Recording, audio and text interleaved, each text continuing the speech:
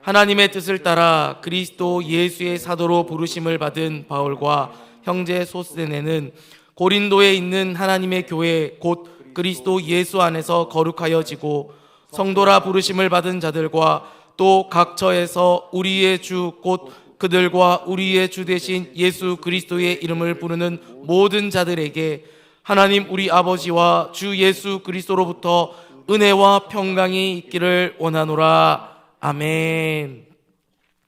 할렐루야. 네, 정말 잘 나오셨습니다. 우리 한번 인사해 볼까요? 기억하시지요? 예, 최고. 자, 최고. 승리하세요. 세상에서 승리하세요. 사랑합니다. 오늘도 내일도 파이팅 이렇게 하시면 되는 거죠. 자, 한번 해보겠습니다. 시작. 최고. 승리하세요. 세상에서 승리하세요. 사랑합니다. 오늘도 내일도 파이팅. 네, 옆에 분들과 하이파이브 하는 건 여전히 한 달 만에 하시는 거라 기억을 못 하시는 것 같습니다. 오늘부터 고린도 전서의 말씀으로 계속해서 한번 살펴보고자 합니다. 오늘 그 첫 번째 시간으로 우리 주 예수 그리스도라는 제목으로 함께 말씀을 나누고자 합니다. 어떤 유명한 가수가 복음서를 읽다가 회심을 하고 예수님을 믿게 되었다고 합니다. 그는 신앙생활을 시작하고 난 뒤에 자신의 일기장에 이렇게 썼습니다. 사람들은 왜 예수님을 사랑하면서 교회는 사랑하지 않는 걸까? 그 가수의 솔직한 고백은 오늘 예수를 믿고 교회와 함께 신앙생활을 하는 우리 모두에게 공감이 되는 것 같습니다. 예수를 믿고 신앙을 가진 사람들 중에 예수님을 사랑합니까? 라는 질문을 던졌을 때 No, 아니요 라고 할 사람은 아마 아무도 없을 것입니다. 혹시 오늘 여기 오신 여러분들 중에 예수님을 미워하시는 분이 있으십니까? 사랑하면 사랑했지 미워하시는 분은 없을 줄로 믿습니다. 예수님을 향한 사랑이 기대에 못 미친다든지 더 사랑하고 싶다는 생각은 하지만 예수님을 미워하지는 않습니다. 예수님을 향한 우리의 고백은 언제나 사랑입니다. 그런데 여러분, 교회는 어떻습니까? 교회를 사랑합니까? 라는 질문을 던질 때에 대부분의 사람들은 그렇습니다, 저는 교회를 사랑합니다 라고 그런 대답을 하겠지만 몇몇 사람들은 교회를 사랑하십니까? 라는 질문에 아니요 라고 대답을 하는 사람들도 있다라는 것이죠. 교회를 조금이라도 오래 다녔거나 아니면 내가 좀 신앙생활을 오랫동안 했어 라고 하는 사람들 중에 몇몇 사람들은 교회에 대한 실망감들을 하나 두 개쯤은 가지고 있습니다. 어떤 이들은 교회에 대하여 환멸을 느껴요. 그래서 저는 교회 나가는 게 싫어요 라고 그렇게 말하는 사람도 있습니다. 교회는 어떤 사람들에게는 따분한 곳이고 또 따르지 않으면 안 되는 의무감처럼 생각되기도 합니다. 가만히 생각해 보면 교회는 세상과는 구별되어진 곳이어야 되지만 그 속의 모습을 면면히 들여다보니 세상과 별반 다르지 않은 모습들이 가득하다라는 것이죠. 교회는 저나 여러분처럼 까다롭고 성급하고 성실하지 못하고 이기적이고 각종 죄로부터 완전히 벗어나지 못한 사람들로 가득합니다. 사실 우리는 지나치게 자기중심적입니다. 하나님을 믿는다고 하지만 하나님을 무시하는 것 같은 행동을 할 때가 더 많이 있습니다. 사랑에 대해 말하지만 정작 교회 안에서 미워하는 일에 대해 더 많은 생각을 하며 집착하기도 합니다. 그래서 우리는 자주 잊어버립니다. 내가 교회다라는 사실을 말이죠. 내가 교회라는 사실을 잊기 때문에 이런 일들이 일어나는 것이죠. 오늘따라 저의 서론이 굉장히 장황한 것 같습니다. 왜냐하면 오늘부터 우리가 함께 살펴볼 고린도 전서의 말씀 때문입니다. 고린도 교회를 향해 쓴 여러 편지들 중에서 두 개의 편지가 성경에 기록되어져 있습니다. 그것이 바로 고린도 전서와 고린도 후서입니다.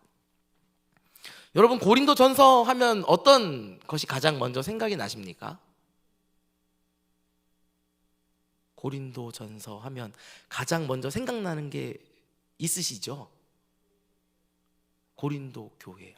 그렇습니다. 보통 교회를 좀 오래 다녔다, 그러니까 내가 방귀 좀 껴봤다라고 하시는 분들은 고린도전서 하면은 13장이 가장 먼저 떠오르시죠. 사랑장.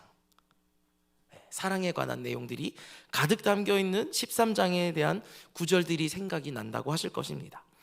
또는 15장에 나오는 예수님의 부활에 대한 내용들이 생각이 납니다라고 말씀하시는 분들도 있죠. 또 어떤 분들은 12장에 나오는 은사에 대한 내용들이 저는 기억이 납니다라고 하시는 분들도 있습니다. 고린도전서는 상당히 긴 서신서 중에 하나입니다. 그런데 이 서신에는 당시 고린도 교회에 있는 다양한 문제와 그리고 신앙적인 주제들에 대해서 다루고 있는 편지입니다.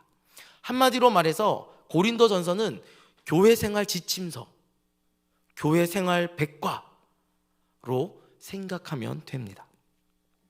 고린도전서는 고린도 교회 성도들이 바울에게 질문한 것들을 토대로 답을 제시하고 있습니다. 일종의 신앙 Q&A 같은 것이죠. 성적인 문제, 영적 은사의 사용 문제, 교인들 간의 송사 문제, 교회의 권징, 그리고 남자와 여자의 관계와 그리고 교회 안에서의 그런 질서와 같은 다양하면서도 중요한 문제들에 대해서 다루고 있습니다. 그렇다면 여러분, 이 고린도라는 도시가 어디에 있는지를 저희가 알아야 됩니다. 여러분, 고린도라는 도시가 어디에 있는지 아십니까? 바로 그리스라는 나라에 붙어 있는 동네입니다. 그리스 하면 가장 먼저 떠오르는 동네가 어디신가요? 아테네. 그렇죠. 성경에는 아덴이라고 기록되어져 있는 아테네입니다. 고린도는 그 아테네 옆에 있는 도시였습니다. 그리고 고린도는 제가 정말로 좋아하는 도시인 제 고향인 부산하고도 굉장히 비슷한 도시입니다. 고린도는 동양과 서양, 그리스 남부와 아테네와 그리스 북부 사이를 잇는 십자로 길이 나 있는 로타리의 중심이라고 말할 수 있습니다.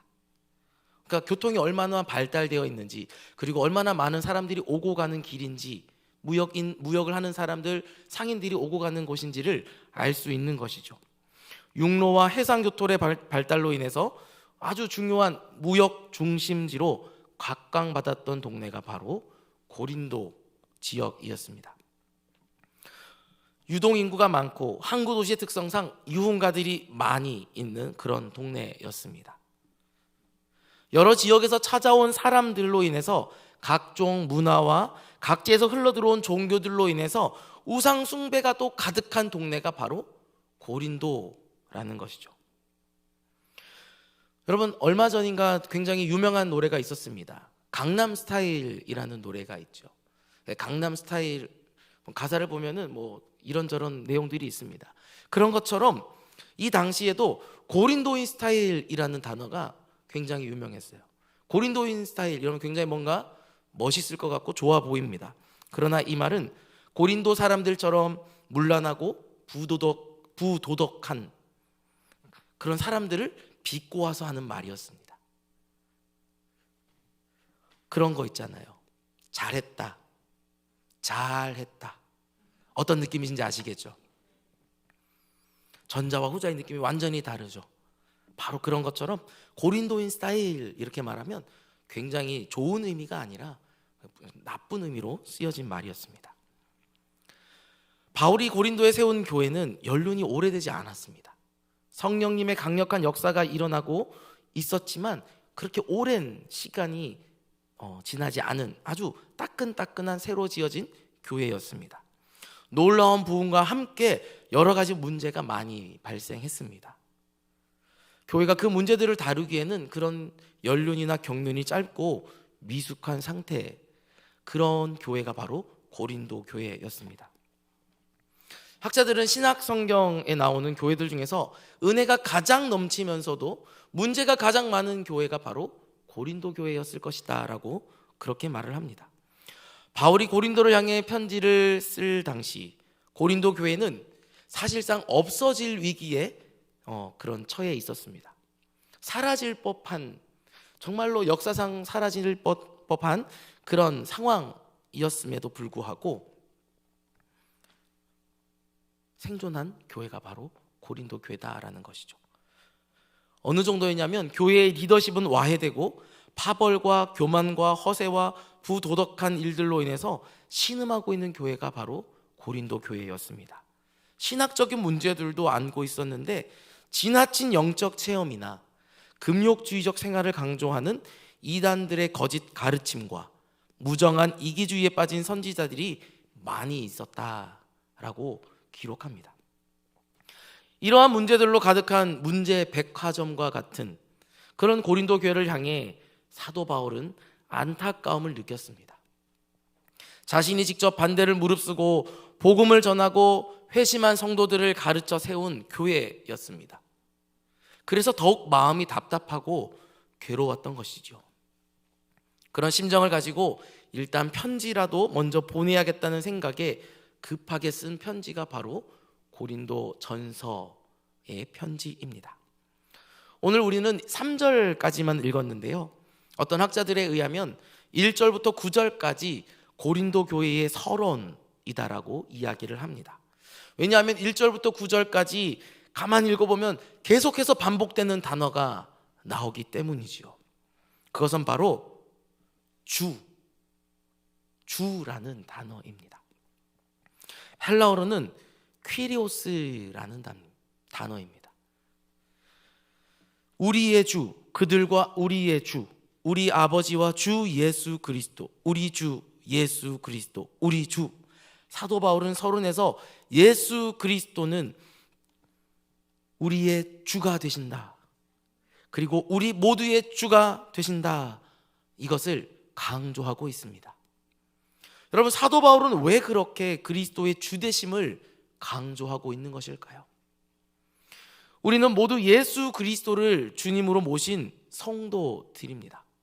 혹시 여러분 중에 아직도 내가 예수를 내 마음의 주인으로 모시지 않은 분이 있으십니까? 그렇다면 당신은 행복하십니까? 이기에 신청하시면 됩니다. 그러면 여러분이 예수님을 주로 고백하는 그 순간이 더 빨리 찾아오게 될 줄도 모르겠습니다. 또한 교회는 주 대신 예수 그리스도가 중심이 되어야 되기 때문에 그렇게 우리의 주라는 것을 강조하고 있습니다. 그런 점에서 우리는 언제나 예수 그리스도의 주 되심을 고백해야 됩니다. 예수님은 나의 주님이십니다. 첫 번째로 예수 그리스도는 우리의 주가 되십니다.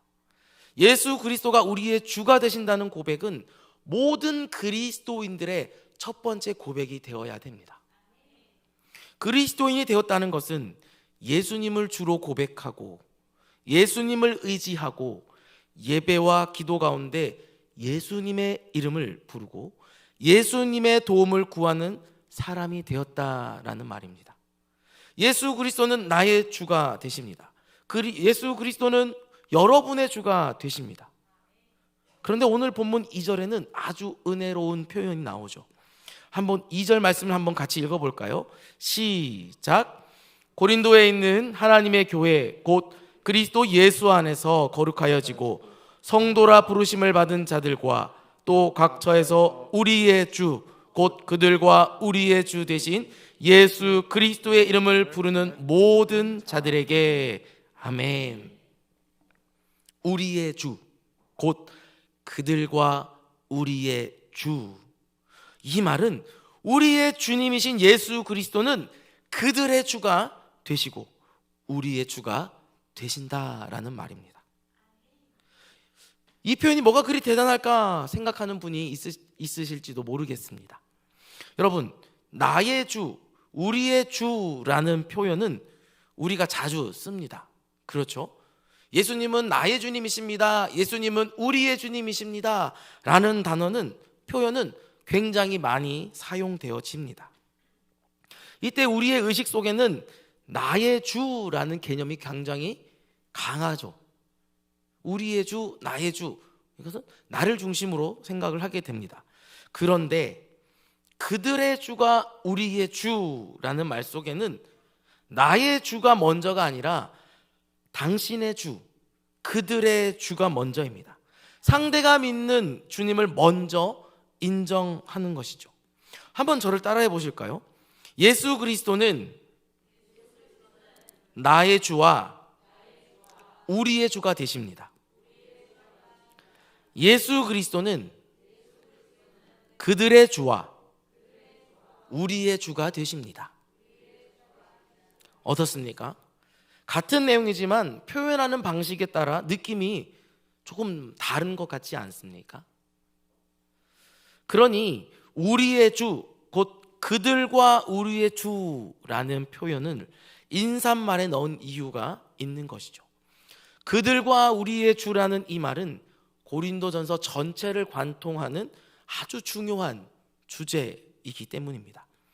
사도 바울이 편지를 쓰는 이유도 지금 고린도 교회에서 일어나고 있는 모든 문제, 이것을 해결하는 실마리도 우리의 모든 삶에 있어서 가져야 할 가장 중심적인 생각까지도 그들과 우리의 주라는 고백에서 시작되어야 하기 때문입니다.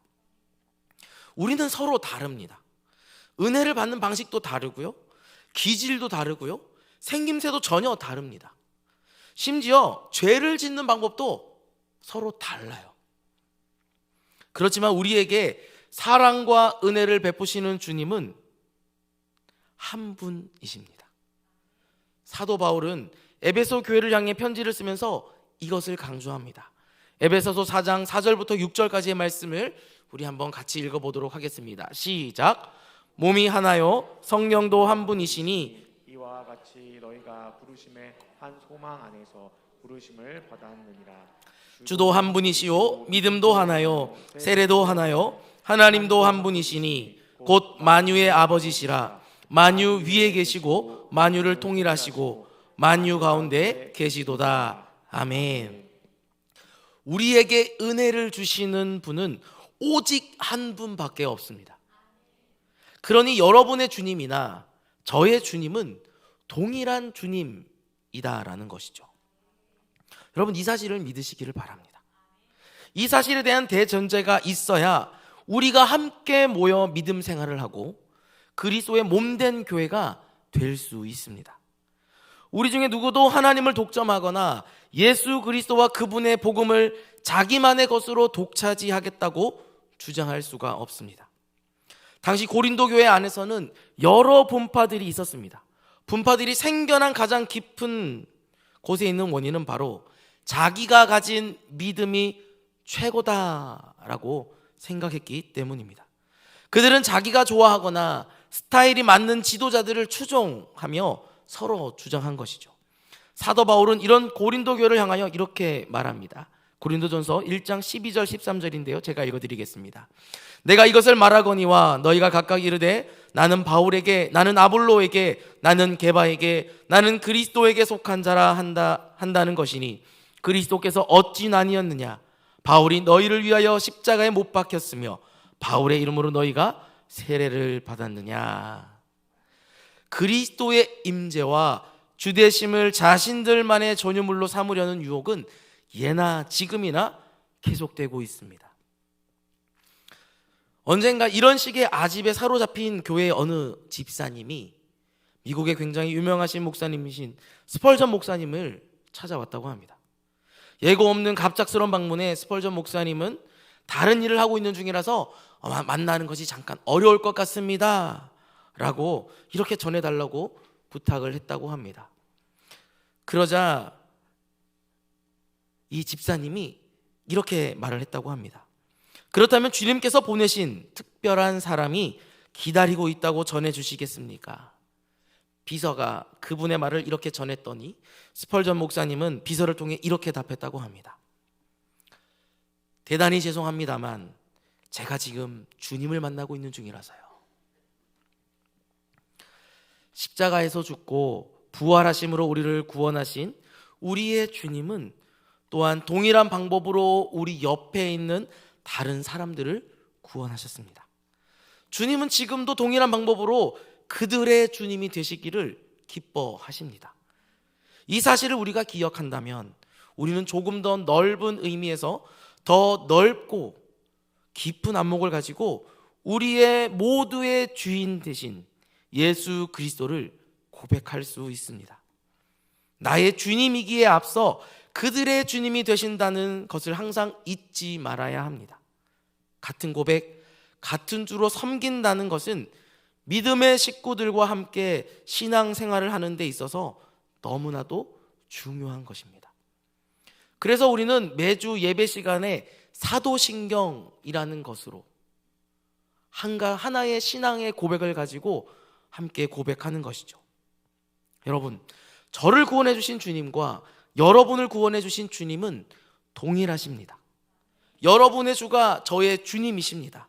이 사실을 항상 기억할 수 있기를 바랍니다. 두 번째로, 예수 그리스도로 말미암아 거룩한 성도가 우리는 되었습니다. 우리는 모두 예수 그리스도를 믿음으로 말미암아 하나님의 자녀요, 거룩한 성도가 되었습니다.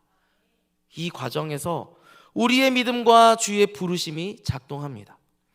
여러분 생각에는 믿음과 부르심 중에서 어느 것이 먼저라고 생각을 하십니까? 믿음입니까? 부르심입니까? 어떤 것이 먼저일까요? 어떤 분은 믿음이 먼저라고 생각하시는 분도 있을 수 있습니다. 그러나 우리를 부르실 때 믿음으로 반응한 것이죠. 그러니 부르심이 먼저입니다. 우리를 불러주셨기 때문에 구원이 시작된 것입니다. 이 사실은 굉장히 중요합니다. 그런데 간혹 그러면 어떤 분은 이렇게 대답합니다. 목사님, 저는 교회 스스로라고 적었는데요.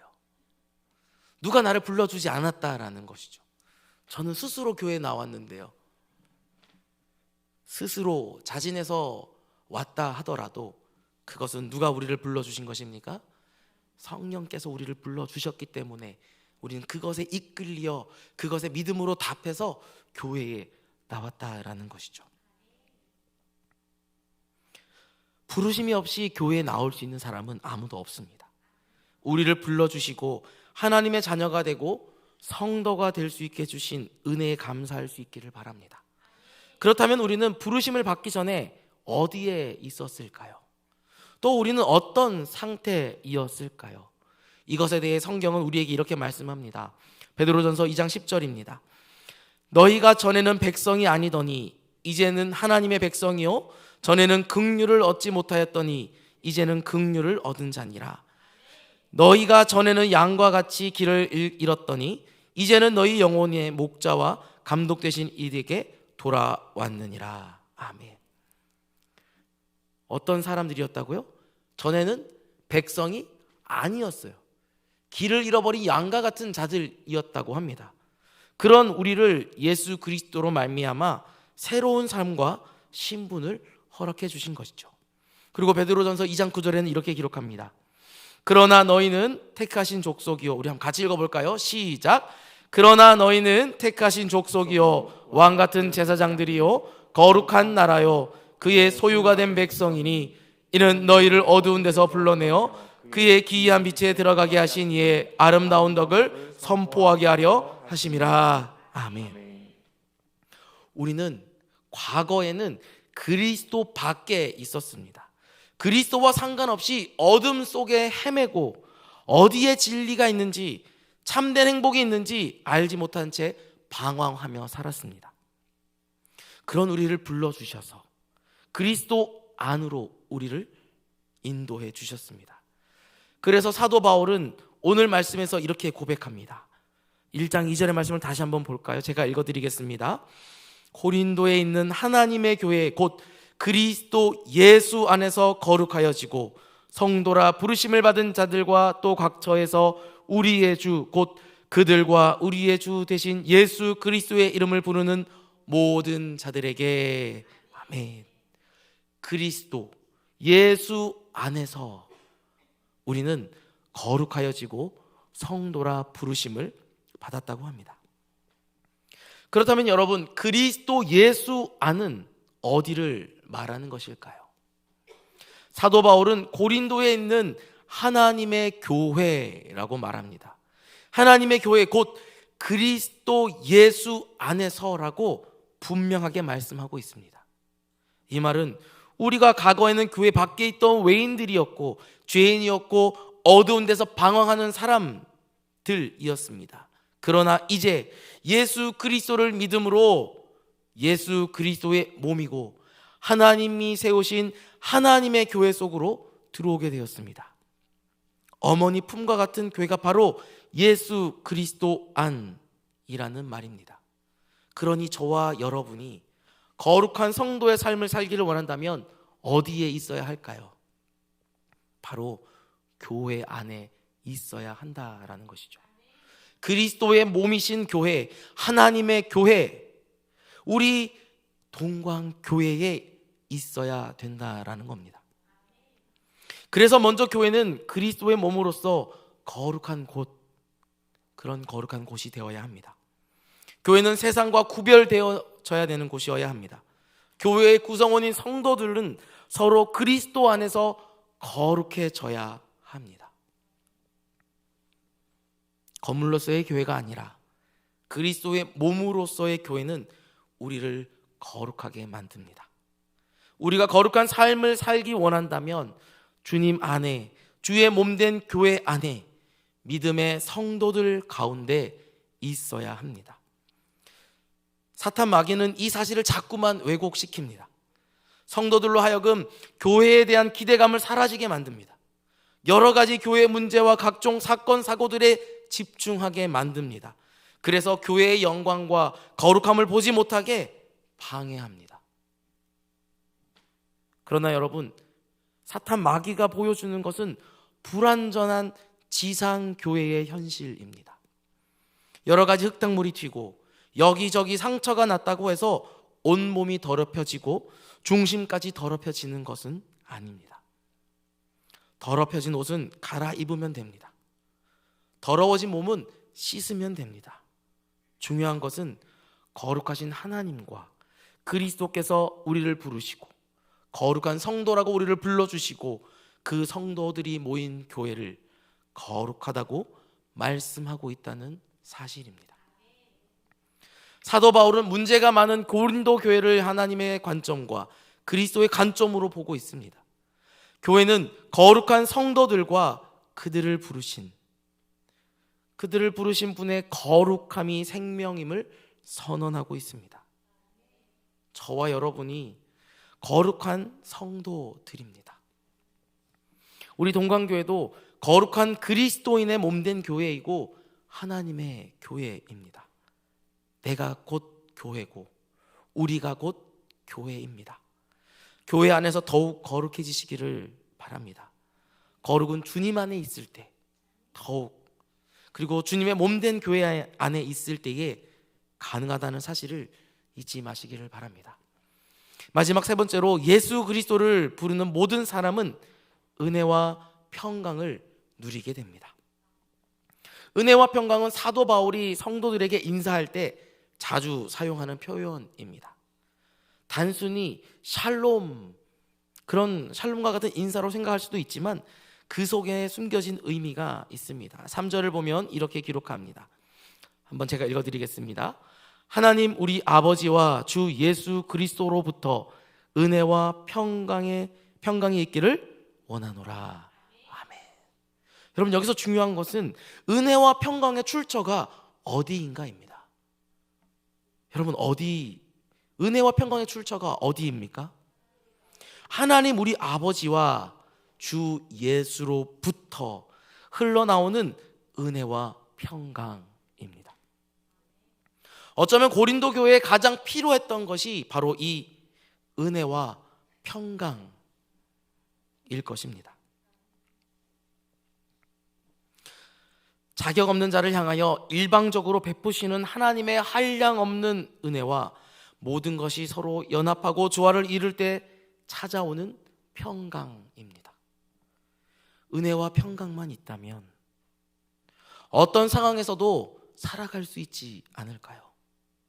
이것은 고린도 교회에 가장 필요한 하나님과 그리스도로부터 체험을 받아야 할 축복이었을 것입니다. 은혜와 평강을 묵상하는데 문득 이 찬송이 생각이 났습니다. 주님의 마음을 본받는 자, 그 마음의 평강이 찾아옴은 험악한 세상을 이길 힘이 하늘로부터 임함이노로다. 찬송가 455장. 주님의 마음을 본받는 사람에게는 이런 평강이 찾아온다라는 것이죠. 그 평강이 결국 험악한 세상을 이길 힘이 됩니다. 그렇다면 여러분, 주님의 마음이 무엇일까요? 그것은 바로 은혜입니다. 주님의 은혜를 기억하고 은혜의 주님을 본받으려는 사람의 마음에는 평강이 찾아옵니다. 그런 교회는 당연히 평안이 넘칠 수밖에 없습니다. 생각해 보면 우리의 일상의 삶 가운데 우리가 예측할 수 없는 일들이 참으로 많이 일어납니다. 예가 없이 찾아오는 비극과 슬픔과 고통들은 누구도 알 수 없습니다. 그래서 하루하루 순간순간을 은혜로 말미암아 평강이 넘치는 삶을 산다는 것이 얼마나 감사한 일인지 생각해 보게 됩니다. 저에게도 제 인생에 있어서 정말로 예측할 수 없는 아주 큰 사건이 하나 있었습니다. 몇 번 말씀을 드렸던 사건이기도 한데요. 저의 무릎에 십자인대가 끊어지며 군 생활에 큰 위기가 닥쳐왔었습니다. 이등병 때 휴가장 그것이 무엇이라고, 휴가장 40장이 걸려있는 그 대회에서 이등병이 뭘 그렇게 열심히 할 것이라고 뛰어다니다가 고참에게 무릎을 걷어차여서 십자인대가 끊어지는 사건을 당했습니다. 군 병원으로 가면 늦을까봐 외출 신청을 하고 민간 병원에 가서 진료를 받고 다시 군 병원으로 갔을 때에 민간 병원에서 진료를 받았는데 왜 여기 와서 진료를 받냐고, 너는 여기에 입원할 수 없다라고. 그래서 저는 자대에서 치료를 하게 되었습니다. 그런데 여러분, 이등병이잖아요. 고참들 눈에 저는 사람 수는 맞는데 일은 전혀 하지 않는 눈에 가시과 같은 존재였습니다. 그래서 고참들이 저를 괴롭히기 시작했는데 밤에 잠을 재우지 않았습니다. 20분 간격으로 저를 깨웠습니다. 불침번들이 돌아가면서 한 달, 두 달, 세 달. 그래서 하나님 앞에 저는 기도했습니다. 어떻게 기도했을까요? 하나님, 저를 죽여주세요. 저를 죽여주세요.